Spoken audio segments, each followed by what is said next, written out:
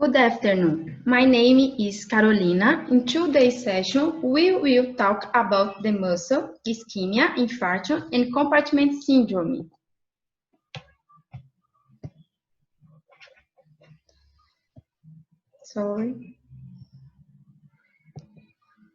The article reviews the most common clinical scenarios related to muscular ischemia and infarction include compartment syndrome, myonecrosis, and rhabdomyolysis. Compartment syndrome is the result of elevated intracompartment pressure impairing the circulation and leading to ischemia and myonecrosis. It may occur in the extremities as well as the buttocks and paraspinal musculature, and it's divided into acute and chronic. Acute compartment syndrome is a surgical emergency. It is more common in young men and most cases occur following a fracture. Timely diagnosis is critical because the later treatment is associated with risk of morbidity and even death. Pain out of proportion to an injury is one of the most useful clinical finds, and intracompartmental needle manometer is considered the gold standard. Radiographs are often initially obtained for evaluations of a suspected fracture. CT may demonstrate edema and enlargement of the involved muscular compartment. MRI shows increased T2 signal, swelling of the affected compartments, and loss of normal muscular architecture. Post-contrast images demonstrate patch enhancement with areas of no enhancement. Here, we observe axial CT imaging obtained in the postoperative period of a case of acute compartment syndrome demonstrate edematosus multicompartmental musculature, herniating through the fasciotomy defects, and the clinical photographs demonstrate open incision. This is a case of acute compartment syndrome after fracture. MRI were obtained 90 days after the onset of symptoms, demonstrate extensive edema and enlargement in the forearms muscles. Areas of myonecrosis are seen in the dorsal compartment as evidenced by peripheral enhancement. Definitive treatment consists of early fasciotomy to prevent ischemia. Necrotic tissue may also be debrided, and no operative approach is indicated if symptoms were present more than 24 hours. Among the causes of chronic compartment syndrome, accessory-related syndrome is the most common subtype. It's usually seen in the less young athletic individuals, notably in the anterior compartment, but other regions may be affected. Most cases are bilateral. Clinical examinations and compartment pressure measure are considered the gold standards for the diagnosis. The most common presentation is pain of the affected compartment during exercise that resolves with rest. MRI is the most useful non-invasive test in the diagnosis. It detects exercise-induced change and muscular water content. Timing of the exercise-related T2 signal peak is the main factor. In normal individuals, this occurs during exercise, while in the syndromes occurs after following exercise cessation. Here, we have axial MRI T2 weighted obtained during rest, exertion, and recovery. Demonstrate increased signal in the anterior compartments of the legs, which peaked in the recovery phase. A typical find of the syndrome. The initial treatment is typically conservative, and operative treatment consists of fasciotomy or fasciectomy. Myonecrosis is one of the most severe complications of acute compartment syndrome. The article discusses diabetic myonecrosis and calcific myonecrosis. Diabetic myonecrosis occurs in patients with poorly controlled diabetes. It is characterized by spontaneous muscle infarctions, occurs most commonly in the lower extremities. Clinical history and laboratory tests help in the diagnosis. MRI usually demonstrates diffuse hyperintense in T2 in the muscles involved and loss of normal intramuscular fatty septa on T1. Enhancement can be diffuse or peripheral with no enhancement central area. Subcutaneous edema and subfacial fluid are common finds. Here, we have a case of diabetic myonecrosis in the calf. MRI demonstrates heterogeneous T2 hyperintense in the gastrocnemius muscles with areas of no enhancement in the post-contrast. There is also subfacial and subcutaneous edema. Calcific myonecrosis is a rare delayed complication of prior muscular injury, in which necrotic muscle is replaced by a centrally liquefied, peripherally calcified mass. Calcific myonecrosis is manifested as a fused-form mass with amorphous peripheral plaque-like calcifications on radiograph and CT. CT may also demonstrate homogeneous internal fluid density correspond to central necrosis. On MRI, calcific myonecrosis typically displays heterogeneous T1 and T2 signal.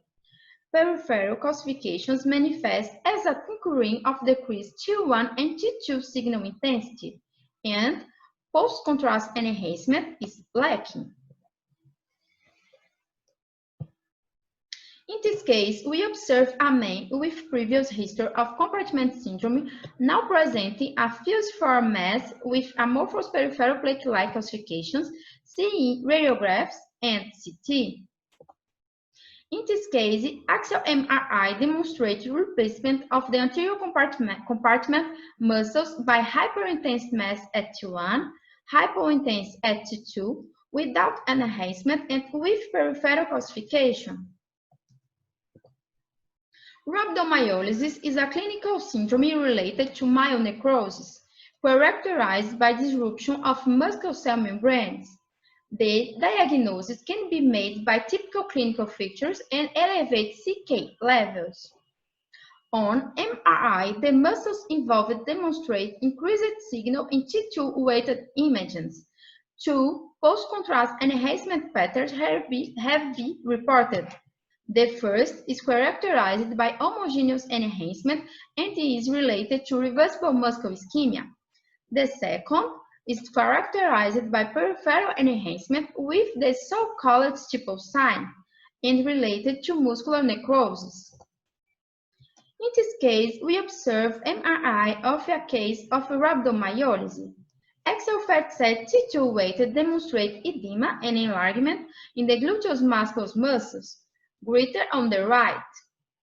In the post-contrast, we observe peripheral enhancement with central hypoenhancement.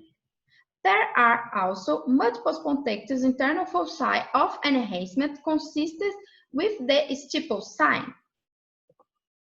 Briefly, muscle ischemia is potentially reversible and characterized by diffuse enhancement. If normal blood flow can be restored to ischemic muscle before 6 hours, myonecrosis can be averted. Myonecrosis is characterized by loss of normal muscular architecture and patch or peripheral enhancement, with areas of no enhancement. And rhabdomyolysis is a clinical syndrome that may exist in the setting of muscle ischemia and myonecrosis. That's all. Thank you.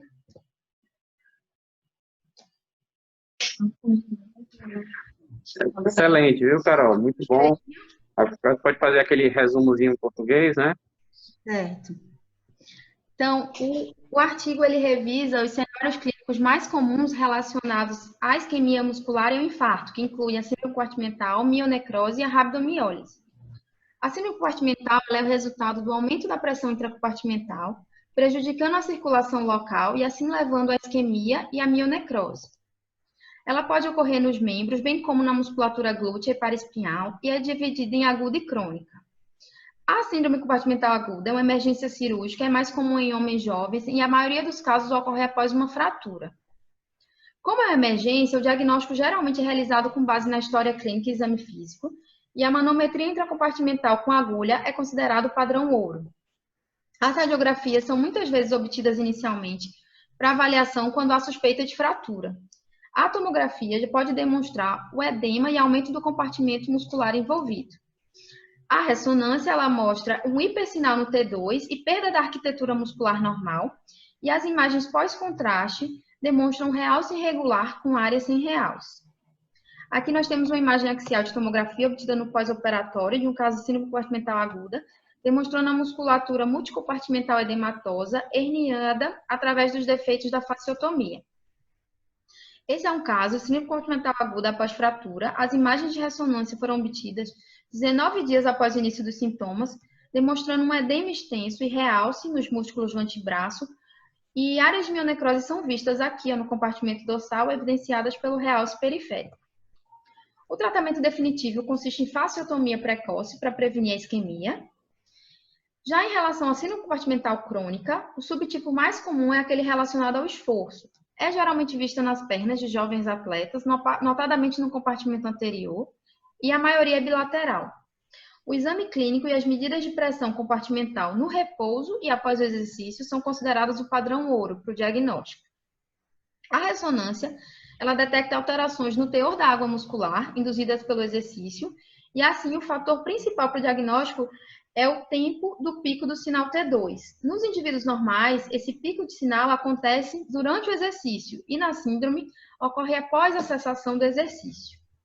Aqui nós temos imagens axiais de ressonância ponderadas em T2 durante o repouso, no esforço e na recuperação, demonstrando aqui o aumento do sinal no T2 no compartimento anterior das pernas, que atinge o seu pico aqui na fase de recuperação, achado que é típico da síndrome. O tratamento inicial ele é tipicamente conservador e, quando necessário, o tratamento cirúrgico consiste em fasciotomia ou fasciectomia. Já a mionecrose ela é uma das complicações mais graves da síndrome compartimental aguda. O artigo ele discute esses dois tipos de mionecrose, a diabética e a calcífica. A mionecrose diabética ela acontece em pacientes com diabetes mal controlada e é caracterizada por infarto muscular espontâneo. A ressonância demonstra uma hiperintensidade difusa nos músculos envolvidos no T2 e perda dos septos gordurosos intramusculares normais no T1. O realce pode ser difuso ou periférico com área central não realçante, e o edema subcutâneo e o líquido subfacial são achados frequentes. Aqui temos um caso de mionecrose diabética na panturrilha. As imagens de ressonância demonstram hiperintensidade heterogênea no T2, aqui no músculo gastrocnêmio, com a área sem realce no pós-contraste. Há também o edema subfacial e subcutâneo, que são bastante frequentes. A mionecrose calcífica ela é uma complicação tardia rara de uma lesão muscular antiga, na qual o músculo necrosado ele é substituído por uma massa centralmente liquefeita e perifericamente calcificada. Na radiografia e na tomografia, geralmente apresenta-se como uma massa fusiforme com calcificações amorfas periféricas semelhantes a placas. Na ressonância, apresenta um sinal heterogêneo no T1 e no T2. A calcificação periférica se manifesta com uma borda espessa de baixo sinal, tanto no T1 como no T2, e não há realce no pós-contraste. Nesse caso, observamos um homem que tinha uma história de síndrome compartimental há 45 anos atrás, apresentando agora uma massa fusiforme com calcificações amorfas periféricas semelhantes a placas, vista aqui na radiografia e na tomografia.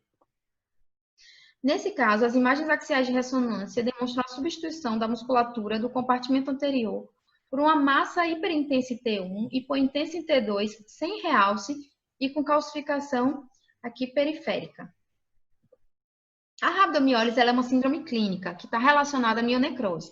O diagnóstico ele pode ser feito pelos achados clínicos, que são típicos, e o aumento dos níveis de CK. Na ressonância, a musculatura envolvida demonstra, em geral, um aumento do sinal no T2 e dois padrões de realce foram descritos.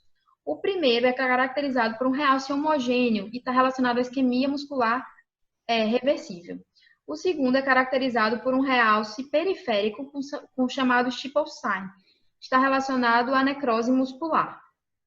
Nesse caso, observamos o edema e aumento dos músculos glúteos máximos no T2 com FAT7, que é maior à direita. No pós-contraste, há um realce periférico com a área central hiporrealçante e de permeio a essa área hiporrealçante há focos pontuais de realce, que são consistentes com o Stipples sign. Acredita-se que esses pontos de realce eles representem fibras musculares viáveis e ovosos hiperêmicos. Aqui na conclusão, de uma forma resumida, a isquemia muscular ela é potencialmente reversível e é caracterizada pelo realce difuso. Já a mionecrose ela é caracterizada pela perda da arquitetura muscular normal e um realce irregular ou periférico com área sem realce. Já a rabdomiólise ela é uma síndrome clínica que pode existir tanto no cenário da isquemia como da mionecrose. É isso. Obrigada. Excelente, viu, Carol? Foi muito boa a apresentação, parabéns.